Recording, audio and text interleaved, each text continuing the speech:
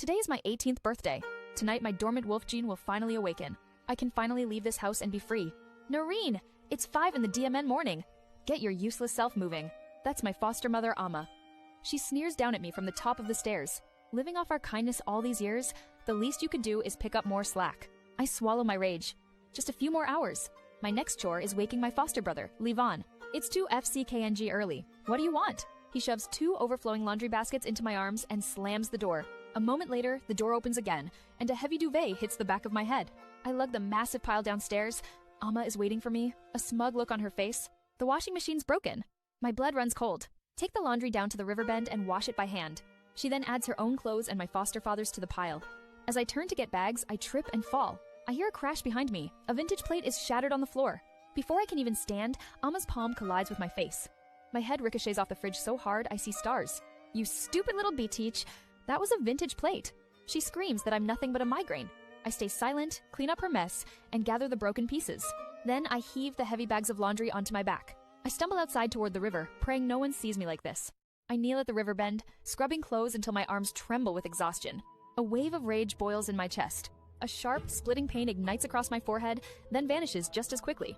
By the time I make it back to the house, the sun is setting. I push open the door and freeze. Alpha Joe is sitting at our dining table. I've been waiting for you all afternoon, Noreen. I explain I was at the river, doing laundry. Oh, Joe, Noreen's such a clean freak. She complains the washing machine doesn't get things properly clean. I stare at her, shocked by the blatant lie. The Alpha is here for my 18th birthday, to bless my first transformation. For the first time in years, Amma offers me a seat at the table. The table is loaded with food, but I only take a single spoonful of pasta. Oh, come now, sweetheart, don't be shy. Joe doesn't mind a little gluttony. I clench my fists under the table. Only a few more hours until I'm free of her. Have you always had that mark on your forehead? I touch my forehead, feeling nothing. I lie and say I bumped into a tree. After dinner, I see it through the window. A full moon, stained deep red. A sudden, violent heat explodes under my skin, and I double over in pain. It has begun. My foster father, Vargos, speaks with cold detachment. Go to the courtyard, take off your clothes, and remember to breathe through the pain. I stumble outside as a storm rages, lightning flashing across the sky. A scream tears from my throat as my bones snap and elongate. The pain is unbearable. I feel my spine twisting into a new shape. When it finally ends, I stand on 4 powerful legs, my body covered in shimmering golden fur. I turn to my family, my heart swelling with triumph. But they just stare back, their faces twisted in horror. Monster! I see my reflection in a rain puddle, and my blood runs cold. A third eye sits on my forehead, its socket black as void and its iris glowing molten gold, just before darkness swallows me whole. 3 years pass in total darkness. I hear the thud of heavy boots echoing down the corridor. My cell door screeches open, revealing a guard. Oi, you still ain't dead yet? He drops a tray of scraps onto the filth-caked floor. You're one strong little BTCH, I'll give you that. It's been 3 years. He spits on the ground and walks away, the sound of his boots fading into the silence. 3 years. They threw me in this dungeon right after my first shift. They called me a monster. They beat me and tortured me, trying to understand what I was. But my body kept healing every wound. So they started using silver, burning scars into my skin to slow the repair. Alpha Joe was the worst of them. He treated me like a puzzle, peeling back my skin to see what was beneath. He would starve me for days, then hold water just out of my reach. Shift. Show me what you really are. But I was always too weak to summon the beast. When they couldn't kill me, they just abandoned me. Left me to rot in my own waste. My body is just a skeleton now, my hair a tangled, matted mess. I turn my head to look at the moldy food. And that's when I see it. The cell door. It's ajar. Tobias, in his laziness, didn't lock it. A strange feeling stirs inside my hollow chest. Hope? I know escape is impossible. I'm too weak to even stand. But I refuse to die in this wretched tomb. I force my skeletal frame to move, my bones creaking in protest. I press my hand against the cold bars, dragging myself forward. 1 agonizing inch at a time, I cross the threshold. You are the Lycan King, Sargus. 5 years, and you still have no queen. My mother wants me to host a mating ball and has been pushing this for weeks. A parade of females for me to choose from, like cattle at a market. Is it my fault I haven't found my true mate? I refuse to take a chosen mate. My true one is out there. I feel it in my bones. Binding myself to another would be a betrayal. She may be dead, son. You must put the kingdom first. Her words make my blood boil. My beast stirs, enraged at the thought of another woman in my bed. I slam my fist into the wall. The stone cracks under the blow. But I know she's right. This is about duty. Fine, have it your way. Arrange the ball. Her eyes flash with victory. However, grant me until the end of this week. If I can't find her by then, I'll follow through with your plan. You haven't found her in 5 years. A week won't change anything. She agrees and leaves me alone. I immediately call my prime enforcer, Lupercus. Prepare the car. I'm going downtown. Inconspicuous. I pull on a hoodie, sunglasses, and a mask. No one can know the king is walking among them. Lupercus waits for me by a plain sedan. He asks where we're going. Just looking around, and hopefully find my mate. He says nothing, just a flicker of his eyes in the mirror. He just nods and drives on. My time is running out. I have 7 days to find my mate before I'm forced to marry another. My head is pounding. 5 packs visited today, and my hope is almost gone. My driver, Lupercus, tells me we're pulling up to the next one. I shove the car door open and step into the cool evening air. But something here feels different. The air itself seems to buzz against my skin. We walk through the woods to a clearing of rundown cabins. Lupercus knocks on the Alpha's door. An older man with a coarse beard opens it. His eyes widen.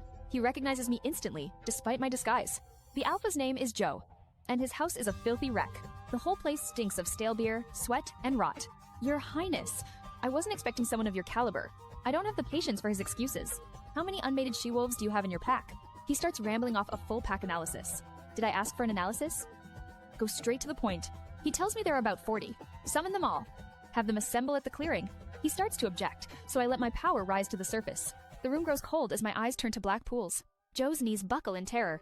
Your word is law, Alpha Supreme. He scrambles out the door to obey my command. I refuse to wait in his disgusting house. I slip back into the woods, the shadows swallowing me whole. I find a massive oak tree and leap into its branches. From the top, I have a perfect view of the clearing below. The moon hangs heavy in the sky, casting a silver glow over everything. I wonder if she's looking at this same moon. Completely unaware her mate is tearing kingdoms apart to find her, I use my beast's senses to scan the she-wolves gathered below. I search every face, every scent, desperate for a sign of connection. But there is nothing. My mate is not here. I tell my enforcer to meet me at the car and slip away into the woods. I find a river and crouch at the edge, trying to wrestle down my growing despair. I close my eyes, but a horrendous stench makes my stomach lurch. But then, something else cuts through the rot. A scent so pure, so divine. Honeysuckle and cedar. My heart hammers against my ribs as my beast screams a single word inside my head. Mate. Before I can think, I'm sprinting through the forest. Branches claw at me, but I feel nothing, pulled forward by an invisible chain. I skid to a halt in a clearing and my blood runs cold. A grotesque figure stands before me, a walking skeleton with skin barely clinging to its bones. Then its steel gray eyes lift and meet mine. The world stops. It's her. She crumbles forward, collapsing naked and broken directly into my arms. I carry her back to the car, my mind a storm of rage and guilt. My enforcer, Lupercus, sees us and recoils in disgust. What the feck are you doing carrying a cadaver? My fury explodes. I dare you to repeat that. He immediately bows his head in submission. Open the damn door. My mate needs help. I place her gently inside, then turn to the pack's worthless alpha, Joe. I grab him by the throat and lift him clean off the ground. Did you do this? If you had anything to do with her suffering, I will make you kill your own family, and I will keep you alive to relive their screams. I hurl him into a tree and climb into the car, pulling her fragile head into my lap. I gently brush the filthy hair from her bruised forehead, cradling her broken body with a tenderness I never knew I possessed. I open my eyes, expecting to see the same cracked ceiling I've stared at for years, but I'm staring up at an opulent ceiling covered in swirling gold and silver carvings. The bed beneath me is impossibly soft, like a cloud, and sheer silk curtains hang from its four corners. I push myself up slowly, my limbs trembling with the effort. Looking at my hands, I see they are pale and clean. The caked-on grime and dried blood are gone. I'm wearing a large, soft hoodie that isn't mine. A raw, broken sound rips from my throat, startling me. It's the first real sound I've made in what feels like a lifetime. You're awake. I flinch, my head snapping toward the deep, mesmerizing voice. A man stands at the foot of the bed, his arms crossed over a broad, muscular chest. He is, without a doubt, the most beautiful man I have ever seen. His eyes are a warm, gentle brown, but his presence is overwhelmingly powerful. My heart hammers against my ribs as he reaches a hand toward me. I react instantly, throwing my arms up to shield my face, squeezing my eyes shut. I brace myself for the blow I know is coming. I don't want to hurt you. The words hit me harder than any slap ever could. I slowly lower my arms, my body still trembling. I would never hurt you. I am Cyrelli. He straightens up, his presence somehow growing even more imposing. My name is Sargus. The name crashes over me. I can't believe it. Sargus, the ruthless, untouchable Lycan King. You're currently in the Palace of Krognir. I found you last night on Snow Wolf territory. He tells me his staff cleaned me up and gave me fresh clothes. He says it so casually, as if he plucked me from a tea party, not a living nightmare. I can only sit here, blinking up at him, utterly bewildered. The man, Sargus, murmurs that I must still be in shock. He moves toward the nightstand, reaching for a plate of fruit. My body reacts on pure instinct. I scramble backward until I hit the headboard with a thud. Sargus freezes, holding his hands up in surrender. I just wanted to hand you the plate of fruit. But I don't believe him. This place, this man. None of it can be real. It's just another hallucination my mind created to protect me. I try to pinch myself to wake myself up, but there's barely enough flesh on my bones to grip. My eyes dart around the room, and a new plan forms. I begin to scoot toward the edge of the bed. Hey, you need to stop or you'll fall and hurt yourself. I ignore his voice and let my weight tip forward. I brace for the impact of the cold marble floor, but instead of pain, I crash into something solid and warm. I feel a hard, muscled chest and hear a steady heartbeat thudding against my ear. My eyes snap open. This is real. He gently lays me back on the bed and pulls out a phone. I need the royal physician and his team in my room right now. He turns back to me, his face inches from mine. This is all my fault. I'm sorry I didn't find you sooner. He drops his head onto my lap, and his broad shoulders tremble. A king is devastated. Over me. A sharp knock on the door shatters the silence. A team of doctors enters, followed by a giant of a man with a scar on his jaw. The giant bows his head low. Supreme Alpha. The entire medical team bows in perfect unison. I just sit there, trembling, not knowing what the actual fuck is happening. I watch helplessly as my royal physician tries to examine her, but she refuses. She curls into a tight ball on my bed, hands clamped over her ears, rocking back and forth. This is my fault. I should have found her sooner. When I brought her here last night, she was a ghost of a girl, her frail body covered in scars. The rage I feel is personal, and I have to clench my fists to control it. I lower myself onto the edge of the bed, keeping my voice low and gentle. I promise you, I'm Sorelli. Nobody here is going to hurt you. I introduce my physician, Maravek, and my second-in-command, Lupercus. I swear on my title as the Supreme Alpha in my life. They won't touch you in any way you're uncomfortable with. Slowly, agonizingly, she stops rocking and gives a single, hesitant nod. Relief washes over me as the examination finally begins. They check her vitals and measure her emaciated frame. But when Maravek asks her to open her mouth, a foul stench fills the entire room. Her teeth are yellowed and chipped. I barely restrain a roar of pure rage. Maravek moves on to simple yes or no questions. Have you always been unable to talk? She shakes her head no. When was the last time you used your voice? She slowly, painfully, holds up 3 trembling fingers. 3 years. My stomach twists into a knot. 3 years of forced silence. Do you know your name? She nods, and he hands her a pen and notepad. Her trembling hand scrawls a name, but Maravek can't read it. Marina? Marine. I snatch the note from his hands. My patience gone. The letters are a mess, but I see it clearly. Nareen. She nods. Her name is Nareen. I will find the ones responsible for this. And by the gods, they will wish for death before I am done with them. When the door clicks shut, I am finally alone. I take a breath and look around the massive room. The ceilings are high. The bed could fit 5 people. This feels too real to be a dream, but it can't be my life. This is the Lycan King's palace. I am in his bed. I shut my eyes, trying to make sense of it. Why am I here? What does he want from me? A sudden knock makes my heart pound in my chest. I'm coming in, Your Gracious Majesty. I stare as the door opens and a beautiful woman steps inside. She calls herself Hasmik, my new lady-in-waiting, and she keeps calling me Your Gracious Majesty. Is this a game? Are they mocking me for their own amusement? She places a tablet on the nightstand, set to text-to-speech so I can communicate. Then she asks if I want to see the sun. I had forgotten what it felt like. I point a weak finger toward the balcony. She helps me stand, guiding my shaky steps across the floor. As she slides the glass door open, a ray of sunlight hits my face. The warmth is so foreign, it almost hurts. I soak it in, and for the first time in years, I fall asleep. When I open my eyes, the sky is painted gold and pink. But I am not alone. Sargis is here, watching me from across the balcony. He has wrapped me in a heavy wool blanket. You seem so comfortable sleeping there. I didn't have the heart to disturb you. He tells me to focus on healing, but his kindness feels like a weapon.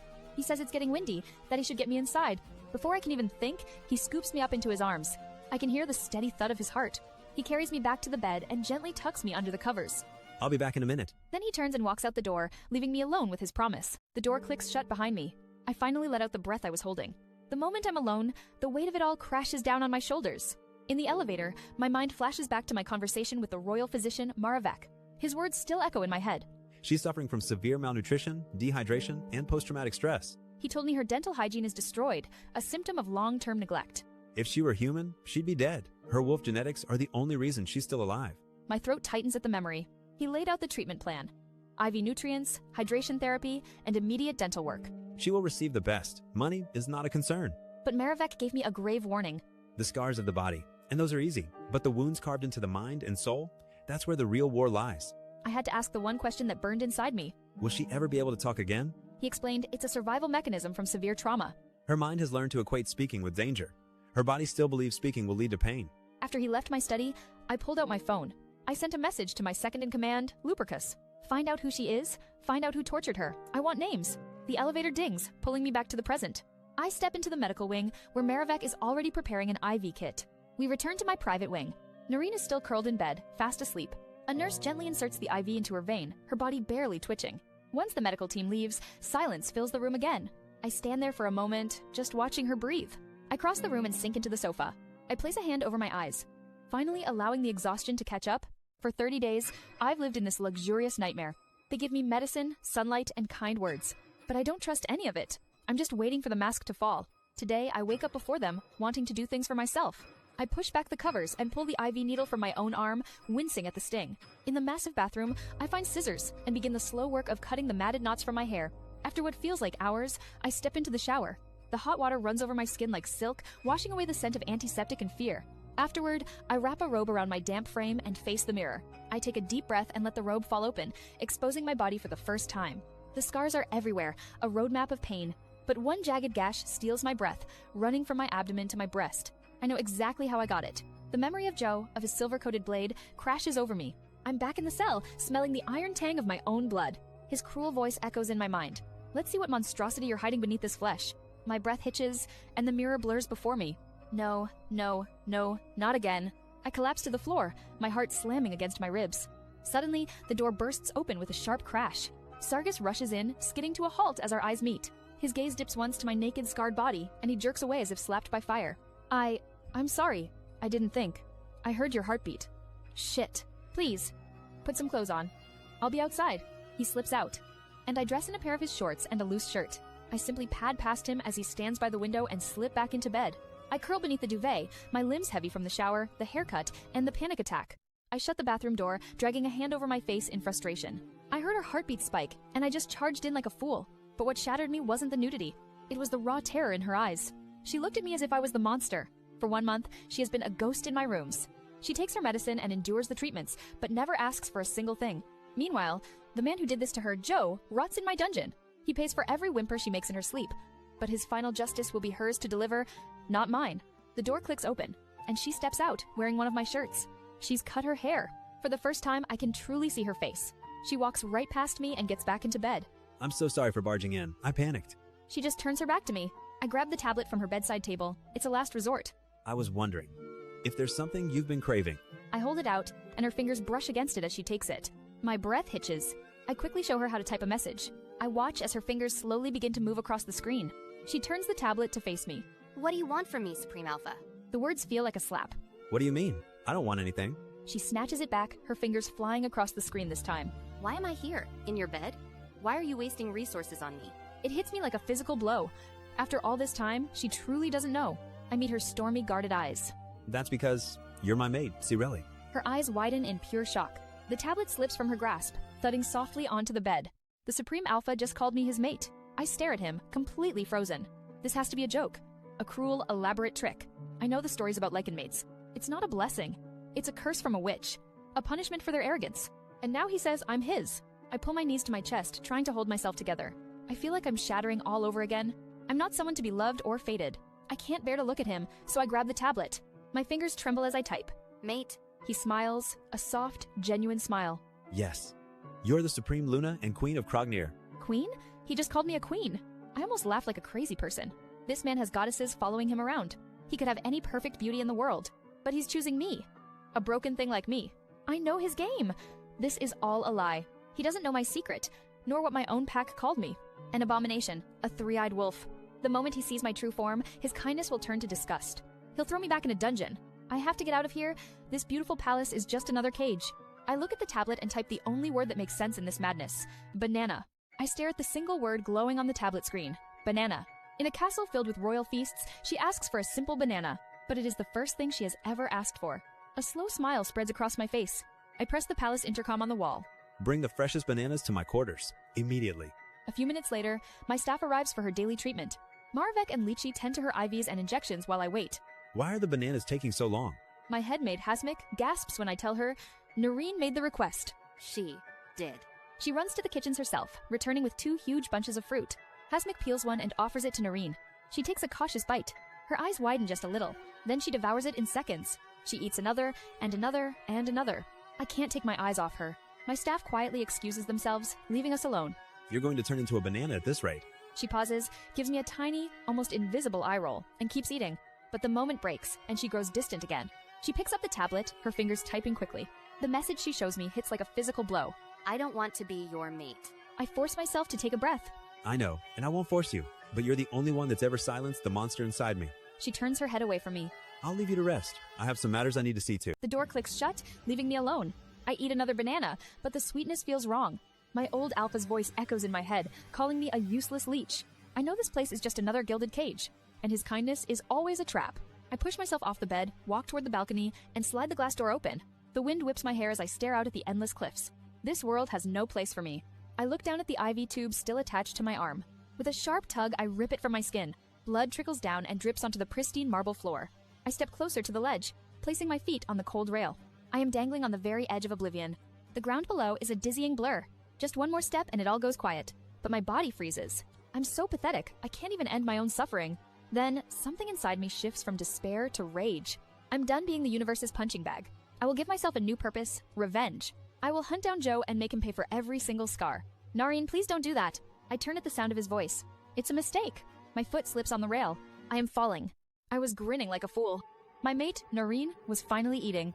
The image of her devouring those bananas was stuck in my head. I decided to turn back, just to sneak another look at her. But when I quietly pushed the door open, the bed was empty. Then I smelled it. Blood. My heart stopped. I followed the scent to the balcony and saw her. She was perched on the edge of the railing, swaying in the wind. Her IV lay discarded, a smear of blood on the marble floor. Nareen, please don't do that. She turned too quickly. Her foot slipped. In a flash, her body tilted into the empty air. I lunged without thinking, throwing myself forward. My hand shot out, and miraculously, I caught her arm. We were both dangling, hundreds of feet above the ground. With every ounce of my strength, I hauled us back over the railing. We collapsed onto the floor, her body trembling against mine. The overwhelming fear hit me, and it came out as anger. Taking your life is not a fucking option. Do you hear me? She flinched, her eyes wide with terror, as if she expected me to strike her. My rage crumbled to dust. I'm sorry. God, I'm so sorry. I scooped her into my arms, carried her inside, and laid her on the bed. I'll burn this world to the ground for you. Just, please, don't ever try to do that again. She gave a tiny, almost imperceptible nod. That's when I saw the blood still trickling from her hand. I grabbed a first aid kit and knelt at her feet. May I? She watched me for a long moment, then slowly placed her small hand in mine. The moment our skin touched, a jolt shot through my entire body. As I gently cleaned the wound, she winced, but she didn't pull away. I watch him as he carefully wipes the blood from my hand. His touch is warm and gentle. It's so different from all the other hands that have dragged, struck, or broken me. His hands don't want to take anything. I thought I wanted to die on that balcony, but the moment my foot slipped and I was falling, I panicked. Every part of me screamed to live. When he pulled me back, he yelled at me, but it was the first time anyone had ever yelled because they were afraid of losing me. He held me like I was something precious. His words still echo in my head. I swear, I would burn the world to the ground for you. You have no idea how much power you wield over me. I am Cyrelly. I don't know what I am Cyrelly means, but the way he said it makes my throat feel tight. A part of me desperately wants to believe him, but I can't. I don't know how to trust anymore. He finishes applying the band-aid and looks me in the eye. You're not going to do anything. You're not supposed to, are you? I just shake my head. He narrows his eyes, trying to read my soul, and a ridiculous thought pops into my head. He looks cute. I immediately dismiss it. It must be the adrenaline from the fall. He returns from the bathroom holding a steam mop. He starts cleaning up the blood I spilled on the floor. He rolls up his sleeves, and I can't look away from his forearms. I'm horrified at myself. The man just saved my life, and I'm ogling his muscles. This is the king of the Lycans, doing something so mundane. I sink into the bed, exhaustion finally pulling me under. The steady sound of the mop is strangely comforting. And that feeling scares me more than death itself. 2 months have passed. My body is healing, and I can finally keep down solid food. But this royal treatment feels like a gilded cage. Every day spent trapped in these walls strengthens my resolve to escape. My guard, Hasmik, is the single greatest obstacle. She's kind, warm, and always watching me. I try to focus on the anime Sargis showed me, but I can't concentrate. 2 months. And I've made zero progress on my plan. I'm suffocating. Suddenly, the door swings open. It's Sargis. He looks disheveled, but he smiles the moment his eyes land on me. I quickly look away. I haven't been able to meet his gaze in weeks. It's too intense. Hey, I'm here too, you know. A little acknowledgement would be nice, Your Majesty. They trade jabs like siblings. The easy warmth between them is a painful reminder of the family I never had. After a moment, Hasmik gathers her things to leave. Bye, Nareen. If you ever want to ditch the gloomy alpha and escape this palace-sized prison, I'm the girl. She disappears through the door. Now I'm alone with him. So, how was your day? He asks me this every single day. I never answer him. But today is different. This is my chance. I grab the tablet, my fingers trembling as I type my request. I remember you once offered to take me to the garden. Does that offer still stand? I hand it to him and hold my breath, watching his face. He reads the message slowly. Then, a slow, lazy grin spreads across his face. I sit at the head of the obsidian table, surrounded by my 12 court officials. The tension in the High Court is thick enough to choke on. They start with restless borderlands and suffering trade routes. But I know this is not about bandits. High Chancellor Elra finally says what they're all thinking. The people look to your mate, your queen, and she has yet to show herself. I lean forward, my voice cold. Have you all simply gathered to ask why my mate hasn't stepped into a ballroom yet? Elder Varn presses on, speaking of rumors and tradition. Even my own mother joins in, her voice soft but sharp. They say she's mute, unfit, and worse, that you hide her because you're ashamed. My eyes flash to hers. I am ashamed of nothing. Another general questions why I keep her isolated. I tell them she is healing, not a pawn to be paraded around. But they don't stop. They say a queen must be strong, vocal, capable. They question the future of the kingdom, the integrity of the crown. Then, someone dares to scoff. So the rumors are true, then. The king's mate is a silent lunatic with a shattered mind. I shoot to my feet. My alpha energy floods the room like a physical wave. I watch as these powerful men visibly flinch, their bravado gone. You forget yourselves. Doubting her is doubting me. I am your king, and I will not be questioned like a reckless boy. I level my gaze at the elder who spoke.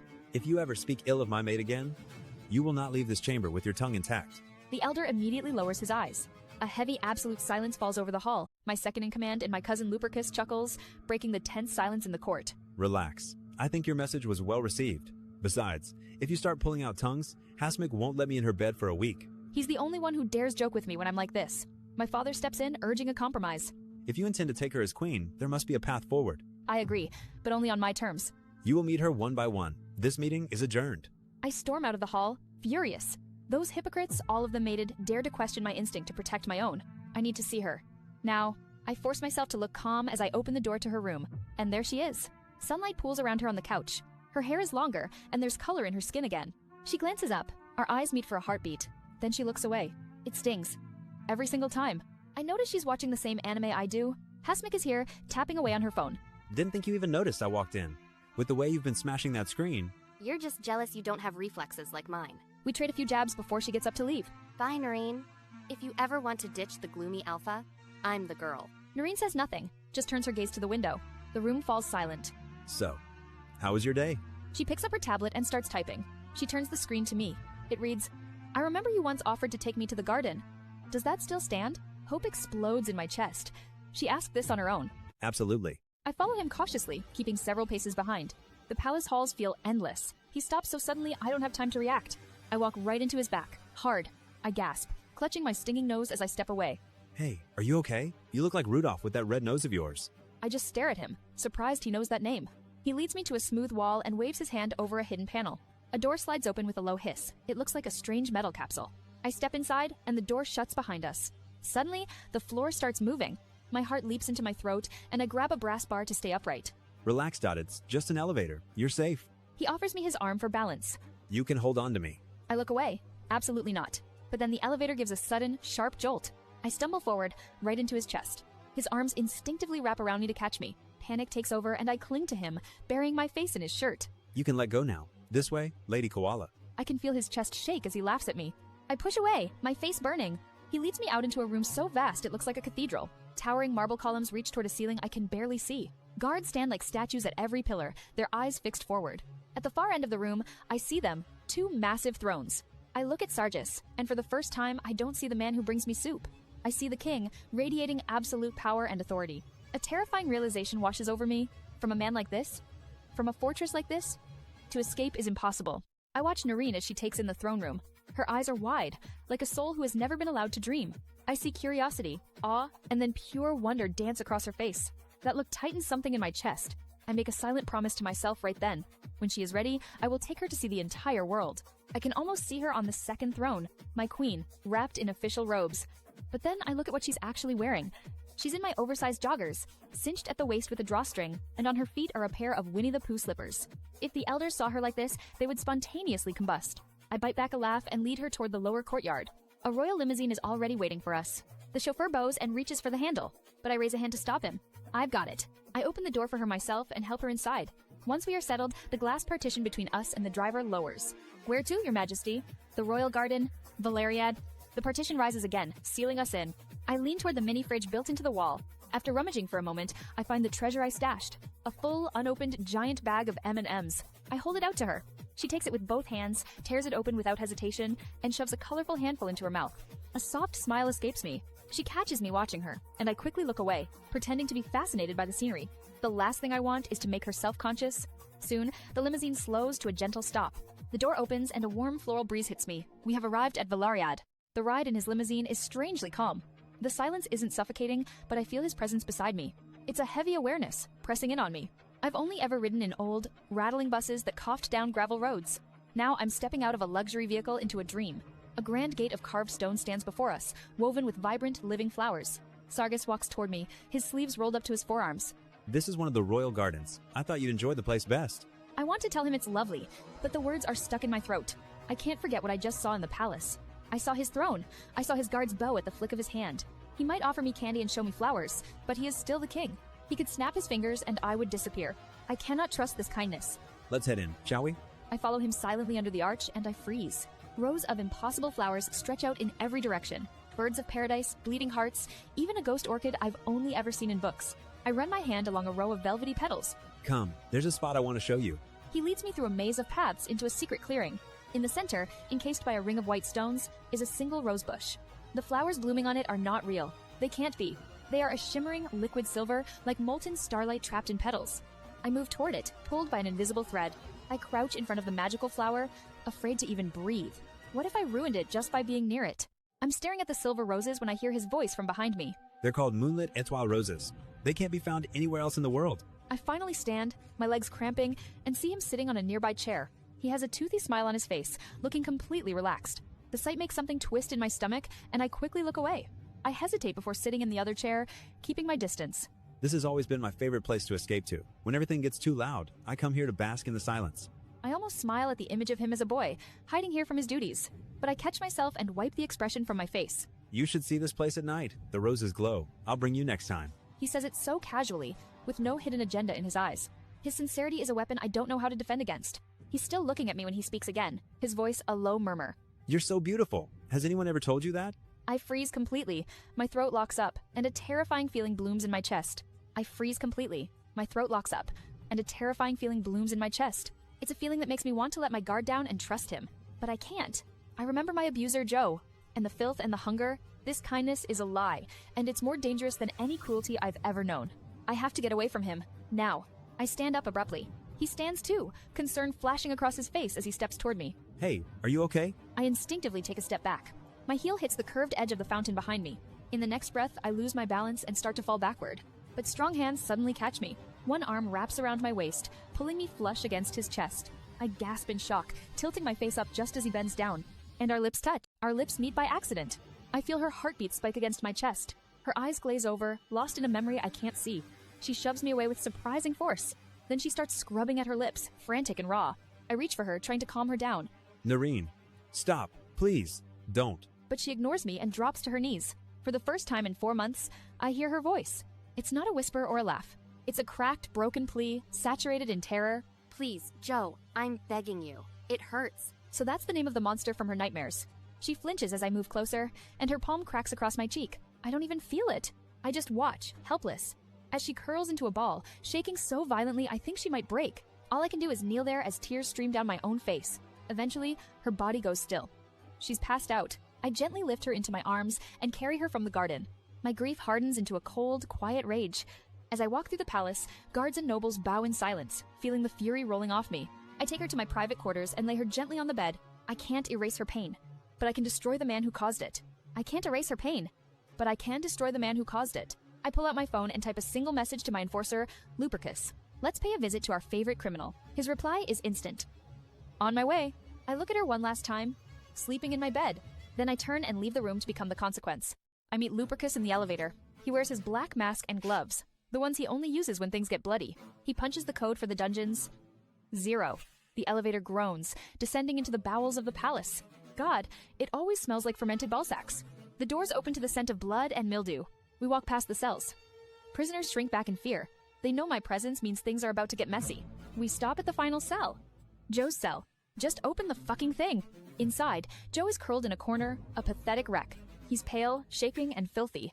Your Majesty, please. I didn't know. You tortured her. I step closer, and he scrambles back like a cornered rat. You touched what is mine. But his pain isn't enough. Not yet. I order Lupercus to bring him and his men to the interrogation room. We call it the pit. Inside, I lay out my tools on a steel table.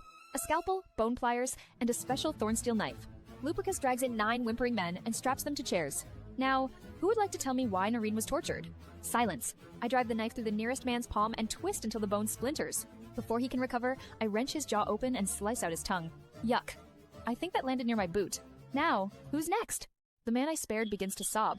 We only followed Alpha Joe's command, Your Majesty. He told us she was a monster. Joe, chained in the center, confirms it. She had a third eye on her forehead, a glowing one. She's an abomination, Your Majesty. I turn to leave, but another prisoner speaks, his voice shaking. Please. If I tell you, I want your word that I won't be punished. I press my claws to his throat. Speak. He hangs his head and whispers the words that stop my heart. He had his way with her. Many times. Everything freezes. A roar tears from my throat as I launch myself across the room. I grab Joe by the throat, lifting him and the chair he's strapped to. I slam him against the wall until the stone cracks behind him. You dare defile what is mine. I throw him across the room, shattering the chair. I shatter his jaw with one punch. I grab his arm and rip it from its socket with a wet crunch. My claws tear into his chest, and his blood sprays across my face. Lupercus finally grabs my arm, yanking me back with all his might. Sargus, you said you wanted Noreen to decide. Her name stops me. I stalk out of the pit, drenched in gore, and return to my quarters. Noreen is there, asleep on my bed. I wash the blood from my skin, but it does nothing to cool the inferno in my chest. Then I hear her whimper. She's tangled in the sheets, clawing at her own body, writhing in a nightmare. No, please. Stop. I rush to her side, catching her wrists just in time. Hey. No, baby, wake up. But she can't hear me, so I wrap myself around her like armor, holding her through the terror. I'd stay here all night if I had to. I wake up to a dull, burning throb in my bones. A warm, solid arm is draped over my waist. Then I feel a poke right on my lap. No. I scramble out from under him and tumble off the bed with a thud. Sargus just groans, sitting up with his hair a mess. You're finally awake. He says I was having a nightmare, thrashing and clawing at myself, so he held me all night. He seems to know what I'm thinking before I even say it. You're not insane, I'm Sorelli. You were simply thinking out loud. I scream again, but then I freeze. I heard it. My own voice. Tears well in my eyes as I press a hand to my throat. So this is how I sound? The joy is shattered by memories of the garden, the kiss, and Joe. I see the torn skin beneath my nails. He was protecting me from myself. In the bathroom, I stare at my reflection, at the angry red lines across my arms. I can't stay here forever. This is a beautiful prison, and I will escape. I will find Joe, and I will make him suffer for what he did. I step out of the bathroom and am hit with the scent of absolute heaven. Sargus is standing at the kitchen counter, cooking a feast. There are fluffy scrambled eggs, seared sausages, and pancakes stacked high. He serves me a plate, and the food is incredible. When I try to clear the dishes, he gently takes them from my hands. You don't ever have to lift a finger. Later, as I watch TV, he brings me a bowl of candy. He is the most dangerous person I've ever met. Not because he can kill with a glance, but because he is gentle. And I don't know what to think about him anymore. I watch her curled on the couch eating candy. This morning, I heard her voice for the first time since she arrived. A moment ago, she even let out a small laugh at the TV show. I've canceled all my meetings just to stay with her. We sit in comfortable silence for hours. But then I remember her doctor's appointment. Marivek wants to see you today. Only if you're up for it. She gives a small nod, agreeing to go to the medical wing. It's a huge step for her. We take the elevator down to the second floor. The moment the doors open, I smell rosewood. My mother, as we step into the corridor, she's already there, waiting. Oh, you must be Noreen. I've been dying to meet you, dear. Before I can stop her, she sweeps in and grabs Noreen's hands. I see Noreen's entire body go rigid. Tell me, what colors do you prefer for a coronation robe? Noreen's eyes dart to me, wide with panic. I immediately step between them. Mother, you're overwhelming her. Don't be ridiculous. She's going to be queen, isn't she? She's recovering. At the word queen, Noreen flinches. It's a tiny movement, but I see it. And so does my mother. Her polite smile vanishes. Her eyes narrow on Noreen, and I can see her mind calculating. Sargus's mother ignores him completely. She wraps her hands around mine, her grip surprisingly strong. Come, dear. Let's have a proper talk. She pulls me roughly, dragging me across the polished floor of the medical ward. Questions fly from her mouth, one after another. What's your birth moon, dear? Any siblings? Have you started learning court etiquette yet? Her hands keep brushing my arm, my shoulder, even my hair. My skin crawls. I can't breathe. Please don't touch me. She either doesn't hear me, or she chooses to ignore it. When her hand lands on mine again, something inside me snaps. I yank my hand away like I've been burned. I stumble backward, crashing right into Sargus's chest. I immediately hide behind him, using his body as a shield. The murmurs in the ward grow louder. Sargus's arm comes around me, a solid wall at my back. Mother, you are overstepping. Respect her boundaries, or don't speak to her at all. His mother gives a small, derisive huff. Sensitive, isn't she? She turns and sweeps out of the room without another word. A moment later, the doctor, Marivek, arrives for my checkup. He examines me, noting my progress with a kind smile. You're making staggering progress, far beyond what I expected. Meaning, your wolf will soon surface again. I drop my eyes to my lap as his words sink in. In that moment, my path becomes crystal clear. The very thing they are all hoping for is my key. The moment I become whole again is the moment I disappear. It's the only way to protect myself and my secrets. 2.5 months have passed in a quiet peace. Sargus and I are closer now, and he kept his promise. I haven't seen his mother once. I've even found Hasmik, who teaches me how to laugh again, have become something close to a friend. My body is finally healing. I've gained weight, the hollows in my cheeks filling out. But I still hide myself in Sargis's oversized clothes. And I hide a much bigger secret. While I smile and heal on the outside, I'm secretly planning my escape. I have notebooks filled with palace maps and guard rotations hidden behind my wardrobe. I'm just waiting for the right moment to disappear forever. Today, Hasmik finds me in the common lounge. She tosses her trashy romance novel aside with a dramatic groan. I'm tired of seeing you in his clothes. You're getting thicker now. You need your own clothes, dresses, shoes, and sexy undies. I open my mouth, but no words come out. At that exact moment, the door swings open, and Sargis walks in. Hasmik's face lights up like a devil with a new plan. Good. You're here. Your mate is filling out, and it's a crime she has nothing flattering to wear. I'm taking her shopping. Your card. Now. Sargis stares at Hasmik, then at me, practically swimming in his old hoodie. For the goddess's sake. Fine. He yanks out his wallet and slaps a black credit card into her waiting hand. The only person you're allowed to splurge on is Noreen, not yourself. Hasmik grins, victorious. She grabs my arm and starts dragging me from the room. Panic seizes me. Shopping? Outside? With people? If she comes back with those hideous shades of yours, I'll personally exile you, Hasmik. But Hasmik just cackles, pulling me toward a world I'm not ready for. I stand before my council. The room is thick with the stench of paranoia and fear. Red markers dot the map on the table, marking ambushed packs and villages turned to ash. Our enemy is no longer bound by the night. Vampires are walking in the fucking sunlight. A coven of exiled witches is helping them, using blood rites to cloak their scent. Their leader is called the Hollow One. A war is brewing. But my mother clears her throat, her eyes fixed on me. I wonder how wise it is to delay the mating ceremony in such precarious times. A king without a fully presented queen is a vulnerable image. She ignores the maps, the reports, the impending war. I stare at her, my anger rising. With everything going on in the kingdom, that's your concern. She's a liability and a hindrance. How do you plan to defend the kingdom? A low growl rumbles from my chest. I said, she's not ready, and until she is, no one will force her. I level a glare at the entire room, silencing them all. The council adjourns, but my mother's disappointed gaze lingers. Alone, I grip the back of a chair until the wood cracks under my fingers. Her words echo in my mind. A liability. My beast snarls, because there is a terrible truth buried in her venom. A Lycan is only half of what he can be without his mate. The bond completes us, unlocking the other half of our soul and all the power it holds. And I haven't claimed mine yet, but I will not do it for political convenience or out of desperation. I will claim her only when she is ready to stand beside me, not as a queen the kingdom forced on her, but as the one she chooses to become. I walk through the palace, but my mother's words from the council meeting still burn in my mind. She's a liability. But when I think of Noreen, all I see is how far we've come. The silence between us is gone. Now she starts conversations, and a blush spreads across her cheeks when I tease her. Her obsession is anime. Her eyes sparkle when she talks about it. And I feel a ridiculous jealousy for the 2 D-men on the screen. She's getting healthier too. The curves are returning to her body, and she no longer shrinks from the world. The woman I knew was under all that pain is finally breaking free. As I approach our rooms, I hear Hasmik's voice, loud and exasperated. I'm tired of seeing you in his clothes. You're getting thicker. Your boobs are starting to fill out. You need your own clothes, dresses, shoes, and undies, sexy ones. I curse under my breath. I don't want her to stop wearing my clothes. But Hasmik's right. I push the door open, acting like I heard nothing. Good, you're here. Your mate is filling out. I'm taking her shopping. Your card, now. I let out a heavy sigh and pull out my black card. The only person you're allowed to splurge on is Noreen, not yourself. Crystal clear, my king. She loops her arm through Noreen's, dragging her towards the door. I watch them go, a small smile on my face. They can drain the entire royal treasury for all I care, as long as it makes her happy. I trust Hasmik to protect her. She's not just some socialite. She's one of my strongest, most lethal fighters. Hasmik gets the keys to a brown Aston Martin. Try not to get pulled over again, my lady. No promises. Get in, sweets. We're going shopping. I hesitate. It's been months since I left the palace grounds. Are you sure I should be doing this? Babe, I've waited months for this. Don't rob me of my girls' day fantasy. The engine purrs to life like thunder. We drive down the long, winding road, the palace shrinking behind us. We approach the main gate, laced with gold sigils. As the heavy gates creak open, my breath catches. This is the first time the world beyond has opened to me. A thought creeps in. Could I escape? Hasmik takes us into the city, a chaotic circus of beings. Furred, scaled, winged, horned. They are everywhere. I have never felt more like a ghost among them. She drags me into a store called Red Lace. You've been wearing Sargus hoodies like you're in a hostage video. This is your awakening arc. She hands me a deep green lingerie set. In the fitting room, I stare at my reflection. My eyes lock on the long, silvery scars slashed across my hips and stomach. The scars. They make it hard to see anything else. That's armor, Noreen. That's survival.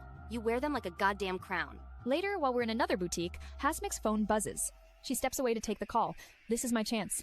I slip through the crowd outside like mist. Then I run. I follow the map stitched into my mind, turning corners until I find a quiet street. I lean against a wall, panting. Guilt crushes my chest. But vengeance has waited long enough. I'm working in my office when my phone buzzes. It's Hasmik. I smile, already missing Noreen after just 3 hours. Hand the phone to her. But Hasmik's voice is tight with panic. I wish I could, Sargus.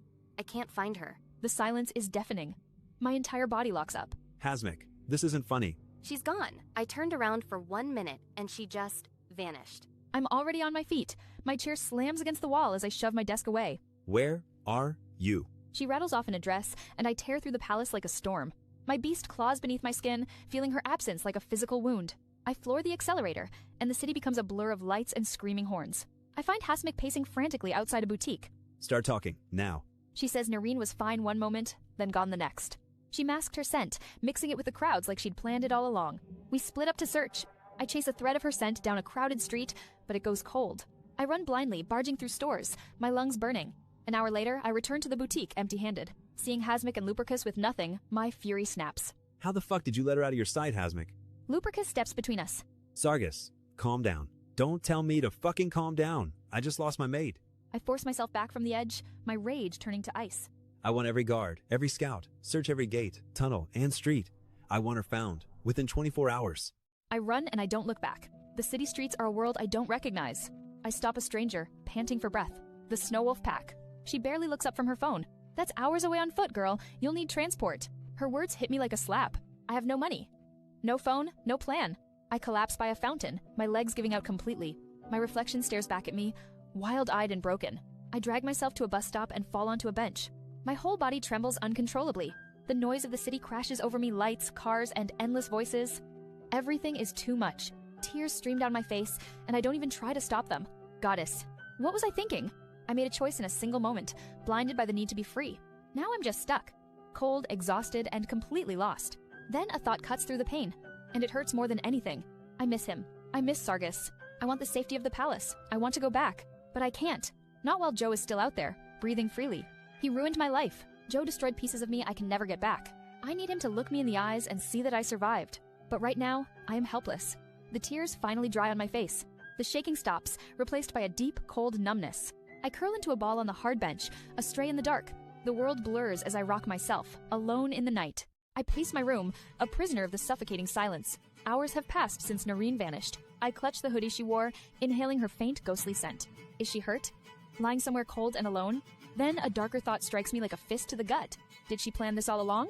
Was I so blind I failed to see she wanted to escape me? I slam my palm against the wall, crack spiderweb out from the point of impact. I slam my palm against the wall. Crack spiderweb out from the point of impact. My heart thuds violently against my ribs. The bond between us is the only thing holding me together. It tells me she is alive, but she still ran from me. I bark orders into the comms, demanding my guards double their search radius.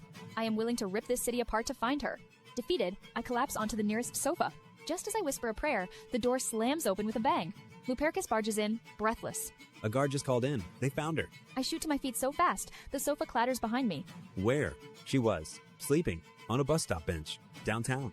Sleeping. On a goddamned bench. Rage and relief collide inside me like crashing waves. I shove past Lupercus and tear through the halls. In the garage, I fling open my car door and floor the pedal. The tires scream as I speed into the night. She was out there alone, cold and unprotected. I didn't want to imagine it. 1 minute I'm asleep on a cold bench. The next, I'm being hauled into the air.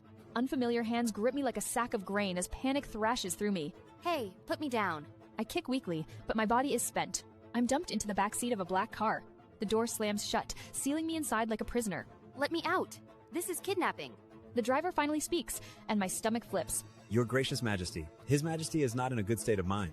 I'm not being kidnapped. I'm being taken back to the palace. They found me so damn fast. I press my forehead against the cool window as the city blurs by. I didn't even last a full day out here. I was such a fool. Worse, I'm ashamed of how relieved I am that they came for me. As we get closer to the palace, anxiety coils in my chest. Sargus is going to be furious. I deserve his anger. He was kind and patient, and I repaid him by running like a coward. But he doesn't understand. For me, the only way forward is through revenge. The thought of facing him is suddenly too much. I can't do it. Stop the car. The guard flinches but refuses, citing His Majesty's strict orders. I am Her Majesty. So doesn't that give me the authority to override a damn door lock? The lock disengages. I stare, stunned that it worked. I throw the door open, and the cold night air slaps my face. A deafening roar splits the silence. Tires screech as a car skids sideways, slamming to a halt just inches from me. The driver's door flies open. It's Sargis, disheveled and radiating fury. Fuck. The moment my boots hit the pavement, I don't stop moving toward her. Noreen is frozen where she stands, the harsh wind whipping her dark hair across her pale face. Her eyes are wide with a raw fear that stabs right through my chest like a shard of ice. I cross the remaining distance in 3 long strides and pull her body tightly against mine. My entire frame sags with overwhelming relief as I bury my face in the crook of her neck. You're okay. Fuck, Noreen. I pull my heavy jacket from my shoulders and wrap it around her, shielding her from the cold. The drive back to the palace is filled with a dense, suffocating silence that feels heavier than stone. I keep glancing over at her, just to make sure she's really there, her fingers curled tightly in her lap. Inside our private room, she stands like a statue in the center of the floor, looking everywhere but at me. I barely acknowledge Lupercus and Hasmik standing by the wall. My entire world has narrowed to her. Why, Noreen? Why did you run? I'm not a child, Sargis. You can't keep me locked in here like a prisoner. I try to explain that I was only protecting her, that it's my responsibility as her mate. There you go again with that mate bullshit. I've never felt it. Not once. The only thing she has ever felt for me, she spits, is gratitude for my resources. Her cruel words hit me like a physical blow, and the entire room goes deathly still. Lupercus and Hasmik read the explosive atmosphere and quietly slip out the door, closing it softly behind them. But Noreen isn't finished tearing me apart, piece by piece. Caring isn't suffocating someone. That's control. I stagger back a step as if she'd punched me, the air knocked clean from my lungs. Fuck, Noreen. I grab a heavy vase from a nearby table and hurl it with all my strength against the far wall. You're right. I don't have any right to keep you here. My voice is hoarse, torn apart by anguish as I tell her that she is finally free. Just leave before I start begging you to stay. I turn my back on her because if I look at her for one more second, I know I will fall to my knees. Just go.